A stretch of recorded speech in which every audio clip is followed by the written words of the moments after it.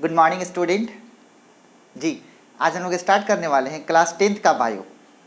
तो सबसे पहली बात आप एक चीज़ समझें कि आपका जो क्लास 10th का साइंस है वो साइंस आपका 3 भाग में बटा हुआ है, जिसमें सबसे पहले आपने पढ़ लिया फिजिक्स, दूसरा पार्ट आप पढ़ेंगे केमिस्ट्री जो आप पढ़ चुके हैं, और जो तीसरा पार्ट है वो है आपका बायोलॉजी अर्थात बायो। आप एक ही चीज़ समझिए कि साइंस में जितना इम्पोर्टेंट, आप चाहे दुनिया का कोई भी कंपटीशन देते हो, और आपको पता होना चाहिए कि अब कंपटीशन का जो थोड़ा सा वे था, उसका जो पाथ था, उस पाथ को थोड़ा सा चेंज कर दिया गया है। अर्थात जिस प्रकार जेई और नीट का एग्ज़ाम एक टेस्टिंग एजेंसी को दिया गया है जिसका नाम है NTA, नेशनल टेस्टिंग एजेंसी, उसी प्रकार जो कम्पटिटिव एग्ज़ाम था जैसे SSC, रेलवे, बैंकिंग वगैरह वगैरह, इन सभी एग्ज़ाम को कराने के लिए एक नए टेस्टिंग एजेंसी को रिक्रूट किया गया है, जिसमें 2 वर्ड बहुत फेमस है, जिसका नाम है, सबसे पहले एक नाम है NRA। इसका पूरा नाम होता है नेशनल रिक्रूटमेंट एजेंसी। N से नेशनल, R से रिक्रूटमेंट और A से एजेंसी।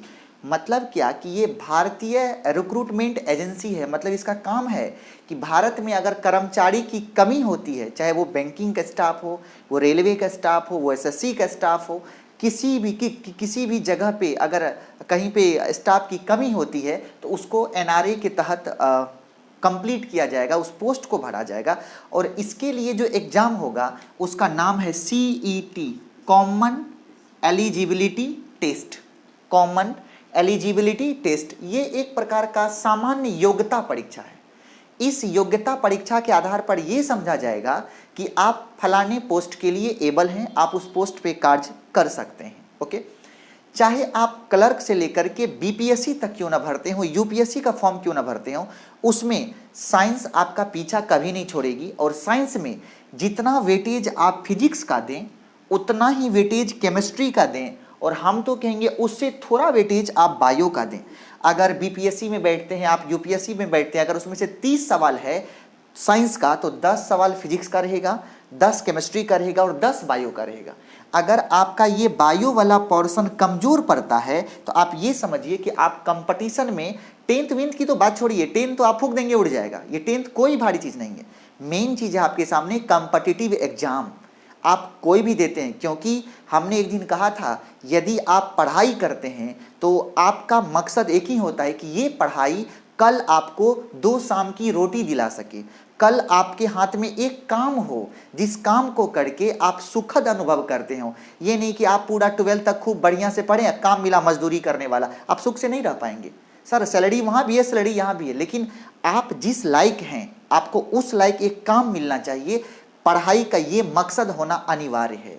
सबसे पहला मकसद है कि आप पढ़ करके एक अच्छा इंसान बनते हैं, आपके अंदर समझने बुझने की शक्ति आती है, आप दूसरों का सम्मान करते हैं, सब किसी को गलत भावना तमक दृष्टिकोण आपका नहीं होता है, आप हमेशा एक पॉजिटिव एटीट्यूड वाला इंसान बनते हैं। और साथ में आपको एक कार्य मिलता है इस एजुकेशन के द्वारा, जो कार्य आपके दैनिक जीवन को आगे बढ़ाने, आपको ज़िंदगी व्यतीत करने में आपकी मदद करती है। उसके लिए आज हम लोग एक नया सेशन स्टार्ट करने वाले हैं जिसका नाम है क्लास 10th बायोलॉजी। हालांकि क्लास 10th का साइड से मैथ भी चल रहा है और कुछ दिन से इधर लेक्चर को रोका गया था ताकि आप सभी बच्चे बैठ करके A to Z मैथ के सवाल को सॉल्व कर सकें, फिजिक्स का रिवीजन कर सकें, केमिस्ट्री का रिवीजन कर सकें। और आज हम लोग स्टार्ट कर रहे हैं आपका क्लास 10th का बायो। क्लास 10th के बायो को समझने के लिए सबसे पहले हम लोग समझेंगे क्लास 10th में पढ़ना क्या है। तो सबसे पहले क्लास 10th में जो पढ़ना है, जो क्लास 10th का बायो है, उस क्लास 10th के बायो में सबसे पहले आपको कुछ सिलेबस के बारे में जानना होगा। फिर हम लोग सिलेबस को आगे एक एक करके बढ़ाना शुरू करेंगे। सबसे पहले बायो का जो सिलेबस है उसमें आपको पढ़ना है लाइफ प्रोसेस के बारे में। लाइफ प्रोसेस के बारे में, लाइफ प्रोसेस क्या है? लाइफ प्रोसेस का मतलब होता है जैव प्रक्रम।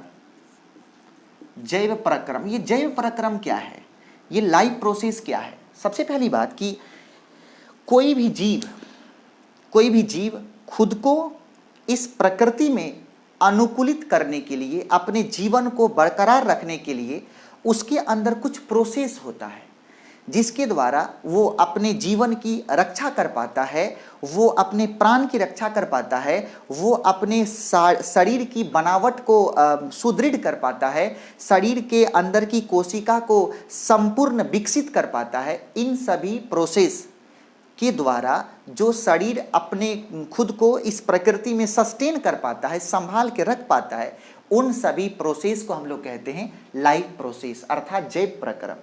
इस जैव प्रक्रम में लाइफ प्रोसेस में हम लोग कुछ टर्म्स को पढ़ेंगे, कुछ चैप्टर्स को पढ़ेंगे, जिसमें सबसे पहला चैप्टर आएगा आपका पोषण। पोषण अर्थात न्यूट्रिशन। ये पोषण क्या है? पोषण का मतलब होता है, एक ही चीज समझिए, भोजन ग्रहण करना और भोजन को पचाना। भोजन ग्रहण करना, भोजन को पचाना और उस भोजन के पाचन के फलस्वरूप ऊर्जा की उत्पत्ति होना। क्या बोले? भोजन को ग्रहण करना, उस भोजन को पचाना। अब भोजन कहाँ कैसे पचता है वो तो हम लोग जब चैप्टर में एंट्री करेंगे तब डिस्कस करेंगे। भोजन को ग्रहण करना ये न्यूट्रिशन, पोषण। पोषण क्या है कि भोजन को ग्रहण करना, अपने शरीर के अंदर उन सभी भोज्य पदार्थ को पचाना और पचाने के बाद उससे एक प्रकार के ऊर्जा का उत्पत्ति करना, ऊर्जा उत्पन्न करना। और हमारे शरीर के अंदर जो मेटाबॉलिज्म एक्टिविटी होता है, उस एक्टिविटी के कारण ऊर्जा जो उत्पन्न होती है वो ऊर्जा उत्पन्न होती है एटीपी के रूप में। इसका पूरा नाम है, ये बहुत ही इंपॉर्टेंट ऑब्जेक्टिव है आपके लिए, इसका पूरा नाम है एडिनोसिन ट्राइफॉस्फेट। इसका नाम है एडिनोसिन ट्राइफॉस्फेट। इसका क्या नाम है? Adenosine triphosphate, ATP. तो आपसे पूछा जाएगा कि शरीर में ऊर्जा किस रूप में मुक्त होती है, किस रूप में होती है? एटीपी के रूप में। पोषण क्या है? आपने क्या बोला? शरीर के अंदर भोजन ग्रहण करना, उस भोजन को शरीर के अंदर ले जाकर के उसे पचाना और पचाने के बाद उसमें से ऊर्जा विमुक्त करना, ऊर्जा मुक्त करना, ये सभी प्रोसेस कहलाता है पोषण। ये सभी जो प्रोसेस है वो क्या कहलाता है? वही कहलाता है पोषण। नंबर एक, इस पोषण में जैसे आप पढ़े होंगे कि ईंधन के बारे में, उसी प्रकार जिस प्रकार लकड़ी जलावन के रूप में भोजन बनाने के लिए, उष्मा उत्पन्न करने के लिए एक ईंधन है, उसी प्रकार शरीर में उष्मा उत्पन्न करने के लिए, ऊर्जा उत्पन्न करने के लिए जो ईंधन है वो है आपका भोजन।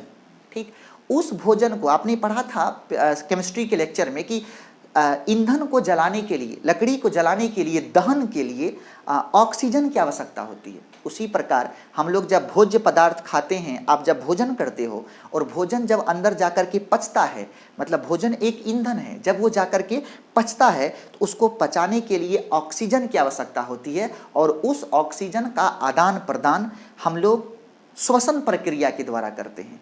तो पोषण के जस्ट साथ में, पोषण के पैरेलल एक दूसरा चैप्टर चलता है जिसका नाम है श्वसन। क्या बोले? पोषण के जस्ट पैरेलल एक दूसरा चैप्टर चलता है, उसका नाम क्या है? श्वसन अर्थात रेस्पिरेटरी सिस्टम। तो दूसरा जो चैप्टर होगा उसका नाम क्या है? उसका नाम है श्वसन। पहला चैप्टर का नाम क्या था? पोषण। दूसरे चैप्टर का नाम क्या है? श्वसन। ओके, अब देखेंगे आपके पास जो तीसरा चैप्टर है। अब आपने क्या देखा? आपने पोषण में आपने क्या किया? भोजन लिया, उस भोजन को श्वसन का उपयोग करते हुए, श्वसन का हेल्प लेते हुए आपने उस भोजन को ऊर्जा में रूपांतरित कर दिया। आपने उसे ऊर्जा में रूपांतरित कर दिया। और वो किस प्रकार की ऊर्जा है? तो वो ऊर्जा है एटीपी के रूप में। एटीपी का पूरा नाम क्या है? इसका पूरा नाम है एडिनोसिन ट्राइफॉस्फेट। ये जो आपके बॉडी के अंदर जो ऊर्जा मुक्त हुआ है, उस ऊर्जा का नाम क्या है? तो उस ऊर्जा का नाम है एडिनोसिन ट्राइफॉस्फेट। ओके, तो ये जो ऊर्जा मुक्त हुआ है, ये ऊर्जा तो हमारे बॉडी में अगर कहीं भी पाचन की प्रक्रिया होती है, पोषण की प्रक्रिया होती है, तो पाचन की मैक्सिमम गतिविधि आप गौर करेंगे हमारे पेट के अंदर होता है। लेकिन क्या हमारे शरीर के अंदर, पेट के अंदर यदि एटीपी मुक्त हुआ है, अगर ऊर्जा मुक्त हुआ है, तो क्या उस ऊर्जा का उपयोग क्या केवल आप अपने पेट में करेंगे? नहीं, पेट में जो ऊर्जा उत्पन्न हुआ है वो ऊर्जा आपको नाखून के पास भी चाहिए, आपको बाल के पास भी चाहिए, पैर के उंगली में भी चाहिए, आपको हर जगह चाहिए। जैसे मान लो आप कॉपी बनाते हो, या आप चप्पल बनाते हो या आप कोई दूसरा ब्रांड बनाते हो, कोई वस्तु बनाते हो, तो अगर आप कॉपी बनाते हो तो क्या आप सारी कॉपियाँ घर में ही लिखोगे, खुद यूज करोगे? नहीं, आप उस कॉपी को मार्केट में भेजोगे। उसी प्रकार आपके घर में पावर हाउस है जहां आप एनर्जी बनाते हो, उसी प्रकार पेट में आपने एनर्जी बनाया, लेकिन उस पावर हाउस का उपयोग ज़रूरत हर घर में है, मतलब बॉडी के हर पार्ट्स में है। तो आप क्या करेंगे, वो जो आपके अंदर जो एनर्जी प्रोड्यूस आपने किया है उसे आप एक माध्यम के द्वारा आप उसे बॉडी के अलग अलग भाग में सेंड करेंगे, उसे आप भेजेंगे, और इस भेजने की प्रक्रिया कहलाती है, ये जो भेजने की प्रक्रिया है इस प्रक्रिया को बोलते हैं परिवहन। क्या बोलेंगे इसको? परिवहन। तो आपके पास जो तीसरा चैप्टर है, पहला है पोषण, श्वसन और तीसरा हो गया आपका परिवहन। मतलब ये परिवहन क्या है? परिवहन है शरीर के अंदर, परिवहन है शरीर के अंदर जो ऊर्जा उत्पन्न हुआ है उस ऊर्जा को शरीर के अलग अलग भाग तक उचित माध्यम के द्वारा पहुंचाने की जो एक कला है आपके अंदर, आपके पास जो एक प्रोसेस है, उसी प्रोसेस को आप क्या बोलते हैं? परिवहन। तो परिवहन क्या है कि आपके शरीर के अंदर जो ऊर्जा उत्पन्न हुआ है उस ऊर्जा को शरीर के अलग अलग भाग में पहुंचाने की जो एक प्रक्रिया है, उसी प्रक्रिया का नाम क्या है? उसी प्रक्रिया का नाम है परिवहन। ओके। और जो चौथा चैप्टर है, तो जब हुआ क्या, जब आपने ऊर्जा उत्पन्न कर लिया शोषण के द्वारा, उसके बाद आपने उस ऊर्जा को शरीर के अलग अलग भाग में डिस्ट्रीब्यूट कर दिया। डिस्ट्रीब्यूट होने के बाद आपके पास कुछ अवशिष्ट पदार्थ बन गया। जैसे आपने कॉपियाँ बनाई तो आपके घर में बहुत सारे पेपर के टुकड़े, प्लास्टिक के टुकड़े, कूट का टुकड़ा बच गया। अब आप क्या करेंगे? उस रद्दी चीज़ को अपने घर में रखेंगे? नहीं, आप अपने घर से उसे बाहर जाके फेंक देंगे। और ये जो प्रक्रिया है, मतलब आपके शरीर में भोजन का लेना, श्वसन के द्वारा उस भोजन को पचाना, उसमें से ऊर्जा मुक्त करना, उस ऊर्जा को शरीर के अलग अलग भागों में डिस्ट्रीब्यूट करना, और डिस्ट्रीब्यूट करने के बाद जो शरीर के अंदर अवशिष्ट पदार्थ बच गया है, जो शरीर के अंदर अवशिष्ट पदार्थ बच गया है, उस अवशिष्ट पदार्थ को शरीर से बाहर निकालना। आपके शरीर के अंदर जो अवशिष्ट पदार्थ बच गया है उस अवशिष्ट पदार्थ को क्या करना है? शरीर से बाहर निकालना है। और इस शरीर से बाहर निकालने की जो प्रक्रिया है उसका नाम है उत्सर्जन। क्या नाम है? इस प्रक्रिया का नाम क्या है? उत्सर्जन। आपने क्या बोला? पोषण, श्वसन, परिवहन और उत्सर्जन। ये चार जो स्टेप्स हैं, ये चार जो प्रोसेस है, इसी चारों प्रोसेस को बोलते हैं लाइफ प्रोसेस, मतलब जैव प्रक्रम। किसी भी जीव के अंदर उस जीव को, खुद को इस प्रकृति में सस्टेन करवाने के लिए, जीवित रखने के लिए, उसको इस प्रकृति में अनुकूलित होने के लिए ये चार प्रोसेस का होना उसके अंदर जरूरी होता है, ताकि जीव इस प्रकृति में जीवित रह सके। कौन कौन है? पोषण, श्वसन, परिवहन और उत्सर्जन। इन चारों को मिला करके एक साथ हम लोग क्या बोलेंगे? लाइफ प्रोसेस, मतलब जैव प्रक्रम। ओके। हालांकि जीव के अंदर इसके अलावा भी बहुत सारी प्रक्रियाएं होती है, लेकिन वो सभी प्रक्रिया, वो जो सभी प्रक्रियाएं हैं, वो सभी प्रक्रिया इतनी जरूरी नहीं है कि वो जीव उसके बिना जीवित नहीं रह सकता है। तो सबसे पहला क्या था? पोषण, श्वसन, परिवहन। उसके बाद कौन हो गया? उत्सर्जन। और जो पांचवा चैप्टर है वो है आपके अंदर जनन। पांचवा चैप्टर क्या है? जनन। हम लोग क्या बोले? पांचवा चैप्टर क्या है? जनन। और जो छठा चैप्टर है, जो छठा चैप्टर है आपके पास, सबसे पहला क्या था? पांचवा चैप्टर कौन हो गया? तो इसका नाम हो गया जनन। देखेंगे आप, सबसे पहले आपने क्या किया? सबसे पहले पढ़ा पोषण, उसके बाद श्वसन, तीसरा परिवहन। परिवहन का मतलब आपके शरीर के अंदर जो एनर्जी प्रोड्यूस हुआ है उस एनर्जी को शरीर के अलग अलग पार्ट्स में, अलग अलग भाग में डिस्ट्रीब्यूट करने की जो प्रक्रिया है उसे आप क्या बोलेंगे? परिवहन। चौथा चैप्टर क्या आपका? उत्सर्जन। उत्सर्जन का मतलब आपके शरीर के अंदर जो एक प्रकार का अवशिष्ट पदार्थ बच जाता है, जो वेस्ट मटेरियल बनता है, उन सभी वेस्ट मटेरियल को आपके शरीर से बाहर करने की प्रक्रिया। जैसे जब हमारे शरीर के अंदर प्रोटीन, खनिज लवण, ये सभी जब डाइल्यूट होता है, जब पचता है, तो वो यूरिक एसिड बनाता है, जो हमारे शरीर के बाहर यूरिन के रूप में बाहर निकलता है। तो उसी प्रकार जो पांचवा चैप्टर, ये चारों चैप्टर क्या है? जैव प्रक्रिया, लाइफ प्रोसेस। और जो पांचवा चैप्टर है वो है जनन। अर्थात एक जीव के द्वारा अपने ही समान दूसरे जीव को उत्पन्न करने की प्रक्रिया प्रजनन कहलाती है। एक जीव, अगर आप इंसान हैं तो इंसान अपने ही जैसा इंसान को अगर उत्पन्न करता है तो ये प्रक्रिया जनन या प्रजनन कहलाती है। अर्थात किसी भी जीव के द्वारा अपने ही समान संतति को, संतति मतलब दूसरा जीव, संतति को उत्पन्न करने की जो प्रक्रिया है वो कहलाती है जनन। जनन को ही हम लोग क्या बोलते हैं? प्रजनन। इसी को बोलते हैं प्रजनन। अब ऐसा नहीं कि आदमी का बच्चा घोड़ा हो जाए, वो प्रजनन नहीं है, क्योंकि इंसान के द्वारा प्रजनन तब कहलाएगा जब इंसान के द्वारा उत्पन्न जो जीव है वो भी इंसान के ही सदृश हो। अर्थात कोई भी जीव अपने समान संतति उत्पन्न करे। घोड़ा का बच्चा घोड़ा हो, गधा का बच्चा गधा हो, इंसान का बच्चा इंसान हो। ऐसा नहीं कि घोड़ा का बच्चा इंसान हो जाए, इंसान का बच्चा घोड़ा हो जाए, वो प्रजनन नहीं है। तो 5वां चैप्टर क्या आ गया? प्रजनन। जो छठा चैप्टर है, छठा चैप्टर ये है जैसे कि आप देखे होंगे कि किसी के बॉडी में अगर आयोडीन की कमी होती है तो उसका गले में एक प्रकार का ट्यूमर बन जाता है, जिसको हम लोग घेघा रोग कहते हैं। यदि आपके बॉडी में विटामिन ए की कमी होती है तो आपके आँख की रोशनी कमज़ोर हो जाती है। यदि आपके बॉडी में विटामिन डी की कमी होती है तो स्किन आपका झुर्री बनाने लगता है। यदि आपके बॉडी में और किसी खनिज की कमी होती है, अगर आपके बॉडी में कैल्शियम की कमी होती है, आपका बोन कमज़ोर हो जाता है। यदि आपके अंदर हार्मोन्स की कमी होती है या हार्मोन्स की अधिकता होती है तो समय से पहले आपके दाढ़ी मूंछ आने लगते हैं। ये सभी क्या है? ये सभी है शरीर के अंदर हार्मोन्स के द्वारा, शरीर के अंदर एंजाइम के द्वारा शरीर के कुछ एक्टिविटी पर नियंत्रण रखा जा सके, उस पर एक समन्वय स्थापित की जा सके। तो उसके लिए एक जो छठा चैप्टर है उसका नाम है नियंत्रण और समन्वय।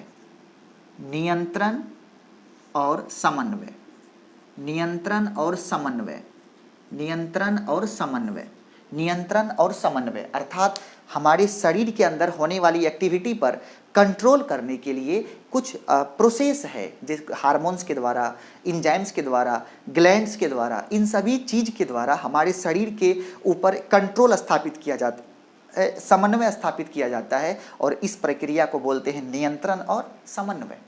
नियंत्रण और समन्वय, जैसे कि हमारे मस्तिष्क में कुछ ग्रंथियां होती है, हमारे गले में कुछ ग्रंथियां होती है, हमारे पेट के अंदर कुछ ग्रंथियां होती है। जैसे आप सुने होंगे डायबिटीज़ के बारे में, तो हमारे शरीर के अंदर जो लैंगरहैंस की द्वीपिका है उसमें इंसुलिन होता है जो शरीर के अंदर शुगर को मेंटेन करता है। तो इस प्रकार हमारे शरीर में कुछ ऐसे प्रोसेस होते हैं जिसके द्वारा हमारे शरीर पर नियंत्रण और समन्वय स्थापित किया जाता है। और जो 7वां प्रॉपर्टी है, जो 7वां चैप्टर है, उसका नाम है आनुवांशिकता और जैव विकास। आनुवांशिकता, आनुवांशिकता और जैव विकास, आनुवांशिकता और जैव विकास। जो 7वां चैप्टर है वो क्या है? वो है आनुवांशिकता और जैव विकास। ये आनुवांशिकता क्या है? कुछ ऐसे गुण होते हैं, जैसे लोग कहता है कि कर्मण्यवादी कारस्ते माँ फलेषु कदाचन, अर्थात कर्म की प्रधानता होती है। और उसी के साथ लेकिन कुछ ऐसे चीज होते हैं जो हमारे अपने कर्मों से नहीं मिलता है, वो मिलता है हमारे पूर्वजों के कर्म से। अर्थात हमारे शरीर के अंदर कुछ ऐसे जीन्स आता है, कुछ ऐसे एक्टिविटी होता है जो हमारे पूर्वजों के द्वारा हमें प्राप्त होता है।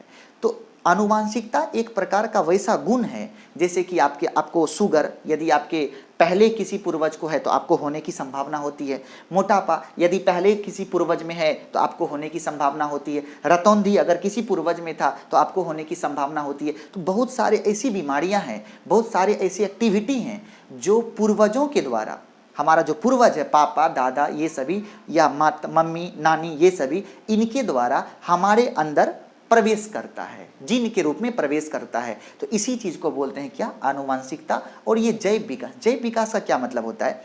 हमें जब समय मिलेगा तो हम एक दिन ये डिस्कस करेंगे आपके सामने कि मानव का उदय कैसे हुआ। मानव का उदय, और वही कहलाता है जैव विकास, वही कहलाता है जैव विकास। जैसे हुआ क्या, मान लेते हैं कि हम 10 बच्चे इस क्लास में पढ़ रहे हैं। एक दिन ऐसा हुआ कि इस क्लासरूम का टेम्परेचर बहुत बढ़ गया, उसमें हम लोग 9 बच्चे ऐसे थे जो बेहोश हो गए, लेकिन आप एक सिंगल बच्चे ऐसे थे जो बेहोश नहीं हुए। इसी चीज को कहते हैं जैव विकास। अर्थात हम लोग 10 में से आप अकेला ऐसे थे जो प्रकृति में होने वाले परिवर्तन को आपका बॉडी सस्टेन कर पाता था, उसमें वो ढल पाता था, उसमें वो अनुकूलित हो चुका था, जिस कारण इस प्रकृति में होने वाले चेंज को आपने सह लिया। लेकिन हम सबका बॉडी उस प्रकृति में होने वाले चेंज को सह नहीं पाया, इसलिए हम लोग बेहोश हो गए। आप सुने होंगे कि पहले मानव को ये पूंछ था, धीरे धीरे पूंछ खत्म हुआ, हम लोग अब ये बने। अभी भी हमारे शरीर में, इंसान के शरीर में 100 से अधिक अभी भी अवशेषी अंग हैं। अवशेषी अंग का मतलब जो अंग मानव के शरीर में है लेकिन उसका कोई भी वर्क इस शरीर में नहीं है, जिसका सबसे जीता जागता उदाहरण है आपके शरीर का अपेंडिक्स। सुने होंगे, अगर किसी का पेट में दर्द है तो पता किया हाँ अपेंडिक्स बढ़ गया, उसको ऑपरेशन करके निकाला जाता है बाहर। क्यों? क्योंकि वो अवशिष्ट पदार्थ है। हम लोगों के अंदर अगर वो दिक्कत नहीं कर रही है तो ठीक है, अगर दिक्कत करता है तो उसे काट करके बाहर फेंक दिया जाता है। क्यों? वो एक अवशिष्ट पदार्थ, वो एक अवशेषी अंग है। तो इसी प्रकार क्या हुआ, ये है आपका जैव विकास। तो जैव विकास के अंदर क्या होता है, समय के साथ जीव प्रकृति में अनुकूलित होने के लिए अपने अंदर कुछ परिवर्तन करता है और इसी परिवर्तन को क्या बोलते हैं, जैव विकास। ठीक है, और ये सातों के सातों चैप्टर एक दूसरे के साथ बहुत ही इंटरकनेक्टेड है, बहुत ही इंटरेस्टेड है, बहुत ही हल्का है। और हम उम्मीद करते हैं कि आप सभी के सभी इन 7 चैप्टर्स को, जो 10th के बायोलॉजी का सिलेबस है, हालांकि हम आपसे रिक्वेस्ट ये भी करेंगे कि जब हम 9th के बायोलॉजी का वीडियो अपलोड करें तो आप पूरा 9th का बायोलॉजी और पूरा 10th का बायोलॉजी का नोट्स एक साथ बनाएं। 10th कंपीट करने के लिए नहीं, कंपटीशन कंपीट करने के लिए। क्या बोले, एग्जाम का मतलब एजुकेशन का आपके सामने 2 अर्थ होना चाहिए। पहला अर्थ, ये आपको एक मजबूत इंसान बनने में मदद करे, और दूसरा वर्ग आपकी सामाजिक और आर्थिक स्थिति को सुदृढ़ करे। और आपका सामाजिक और आर्थिक स्थिति सुदृढ़ कब होगा, जब आपको अपनी योग्यता के अनुसार कोई एक उत्तम कार्य करने के लिए आपको मिलेगा, तब आपका सामाजिक और आर्थिक स्थिति सुदृढ़ होगी। इसीलिए हमें आपसे निवेदन है कि आप क्लास 10th का सिलेबस है, सबसे पहला पोषण, श्वसन, परिवहन, उत्सर्जन, जनन, नियंत्रण और समन्वय, आनुवांशिकता और जैव विकास। तो हम डिस्कस करने वाले थे सबसे पहले पोषण। पोषण हम लोग डिस्कस करेंगे कि पोषण क्या है। तो हमने क्या कहा था, पोषण का मतलब होता है कि किसी भी सजीव के अंदर, आप डिस्कस करेंगे सजीव क्या है, तो पहले डिस्कस ये करते हैं कि पोषण क्या है। किसी भी सजीव के अंदर होने वाली वैसी प्रक्रिया जिसमें सजीव भोजन ग्रहण करके अपने अंदर ऊर्जा का निर्माण करके उस ऊर्जा को शरीर के अलग अलग भाग में डिस्ट्रीब्यूट करके अपनी टूट फूट की मरम्मत करता है, और साथ ही जीवित रहने के लिए अपने शरीर को प्रकृति के अनुकूल बनाता है। अब पोषण कैसे होगा, जब आप शरीर में भोजन ग्रहण करेंगे। तो अब सबसे पहले हम लोग समझेंगे कि भोजन क्या है। तो भोजन क्या है कि कहा जाता है कि भोजन एक वैसा पदार्थ है जो शरीर में ऊर्जा उत्पन्न करता है और शरीर को ताकतवर बनाता है, शरीर को सुदृढ़ बनाता है। अर्थात ऊर्जादायक और शरीर निर्माता पदार्थ जो शरीर को सुदृढ़ बनाता हो। तो क्या कहता है, इसका कहना है भोजन का कि भोजन क्या है, कहा गया कि वैसे पदार्थ जो ऊर्जा प्रदान करे और शरीर को सुदृढ़ बनावे, वैसे सभी पदार्थ को हम लोग क्या बोलते हैं, भोजन बोलते हैं। शरीर भोजन के अलग अलग अवयव हैं, जैसे उसमें जल होना चाहिए, प्रोटीन होना चाहिए, विटामिन होना चाहिए, खनिज होना चाहिए, वसा होना चाहिए। ये सभी चीज़ उसका अंग है। भोजन में ये सभी चीज़ होना चाहिए, क्योंकि हम लोग भोजन, एक टर्म तो हो गया भोजन, जैसे कि हम लोग सुबह उठे रोटी सब्जी खा लिए, दोपहर में भी भात सब्जी खा लिए, रात को भी रोटी सब्जी खा लिए। सर ये भोजन है, ये संतुलित भोजन नहीं है। संतुलित भोजन का मतलब वैसा भोजन जिसमें हमारे शरीर के हर अंग के विकास के लिए उपयुक्त सभी पदार्थ मौजूद हो, सभी अवयव मौजूद हो, उसे हम लोग क्या बोलेंगे, भोजन। उससे पहले हम लोग डिस्कस करेंगे कि भोजन या पोषण किसका होता है, जीव का। जीव 2 प्रकार का, एक हो गया सजीव और एक हो गया निर्जीव। सजीव क्या है, आप पढ़े होंगे बचपन में कि वैसे पदार्थ जिसमें जान हो उसे सजीव बोलेंगे, और वैसे पदार्थ जिसमें जान नहीं हो उसे निर्जीव बोलेंगे। लेकिन जान होने का सबूत बहुत सारे वस्तुओं में नहीं होता है, इसीलिए सजीव होने का कुछ स्पेशल टर्म्स एंड कंडीशन है। जैसे सबसे पहले जिसमें जान हो, जो गति करे, जो भोजन ग्रहण करे, जो वृद्धि कर सके, जो श्वास ले सके, तो ये ऐसे गुण रखने वाले जो प्रजनन कर सके, ऐसे गुण रखने वाले जो भी पदार्थ हैं, जो भी जीव हैं, उसे हम लोग क्या बोलेंगे? सजीव। और वैसे पदार्थ जिसमें ये सभी प्रक्रिया करने की क्षमता ना हो, उसे आप क्या बोलेंगे? निर्जीव। और हम लोग जो बायो पढ़ रहे हैं, हम लोग जो पोषण पढ़ेंगे, श्वसन पढ़ेंगे, परिवहन पढ़ेंगे, उत्सर्जन पढ़ेंगे, या प्रजनन पढ़ेंगे, नियंत्रण और समन्वय पढ़ेंगे, या आनुवंशिकता और जैव विकास पढ़ते हैं, ये सभी के सभी प्रक्रिया लागू होती है केवल सजीव पर। ये सभी की सभी प्रक्रिया किस पे लागू होती है? केवल सजीव पर। और सजीव का अध्ययन करने का जो विज्ञान है, सजीव का अध्ययन करने का जो विज्ञान है, उसी को हम लोग जीव विज्ञान कहते हैं।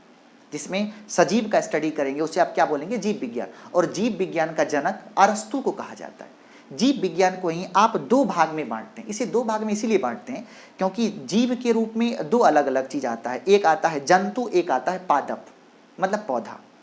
दो भाग में बढ़ता है, एक बनता है जंतु और एक बनता है पादप। तो जिसमें हम लोग जंतु के बारे में स्टडी करते हैं उसे हम लोग बोलते हैं बायोलॉजी, उसे हम लोग बोलते हैं जूलॉजी। और जिसमें हम लोग पौधा के बारे में पढ़ते हैं वो है आपका बॉटनी। अर्थात बायोलॉजी को आप दो आधार पे बांटते हैं, एक वैसे हैं जो जंतु है और एक पादप है। पादप मतलब पेड़ पौधा।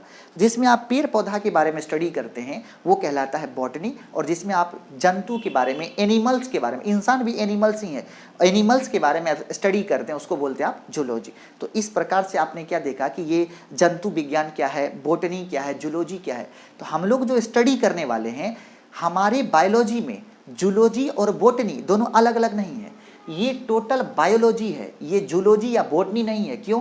क्योंकि यहाँ पे यहाँ का सिलेबस छोटा होने की वजह से बॉटनी और जूलॉजी को अलग अलग नहीं किया गया है। इसमें बॉटनी और जूलॉजी, हम लोग जो पोषण पढ़ने वाले हैं वो जंतु में भी पोषण पढ़ेंगे और पौधा में भी पोषण पढ़ेंगे। तो जंतु में पोषण जूलॉजी का पार्ट, पौधा में पोषण बॉटनी का पार्ट।